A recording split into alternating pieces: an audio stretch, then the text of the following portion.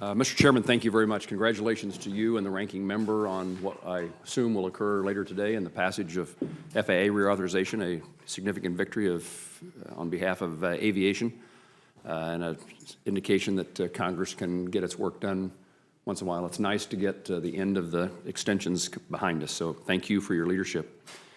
Mr. Naparstek, it's fortuitous that I get to follow the senator from New Mexico. And Senator Gardner is here as well. This is an important issue for us. Your answer was disappointing to me in regard particularly to the $3 million. I'm pleased to hear you say that Amtrak will continue to operate the line in its current form through fiscal year 19. I think that's a positive development, something that we were unaware of.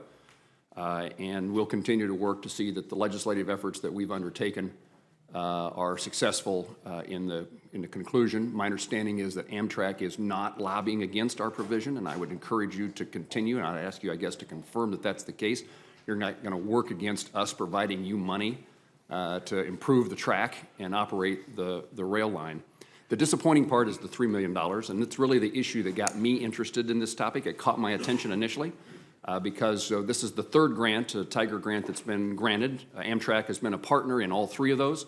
It originated in Kansas, followed by Colorado, and now by New Mexico. And in each of those instances, Amtrak kept its commitment to provide a portion to co-work with us and the local communities and the states who all put in money. Amtrak put in the $3 million for Kansas. Amtrak put in the $3 million in the Colorado Tiger grant application.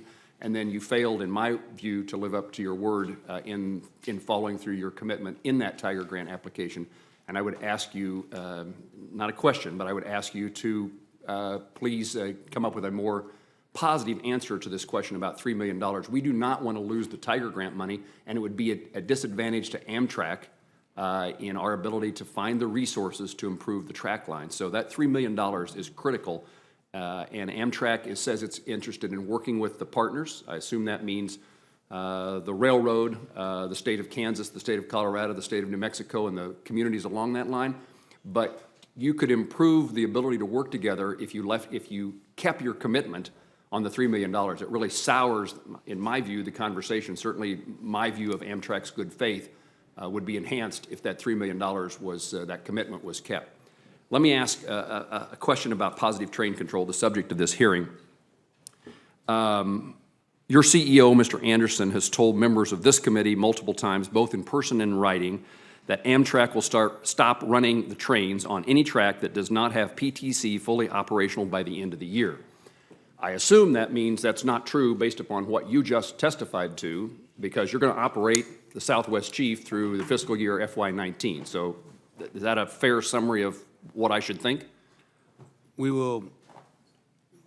The route in which the Southwest Chief operates on is either PTC compliant, will be under alternative schedule, or under a exemption, an MTEA.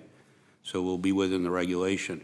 Anywhere it's under an alternative schedule or an MTA, we will apply the risk mitigation methodology that I mentioned earlier to do what we can to raise the level, and then our goal will be to become fully PTC compliant or PTC equivalent across the route. If it's an exempted route, we could look at PTC equivalency as well as compliancy. In many cases, equivalency will be PTC.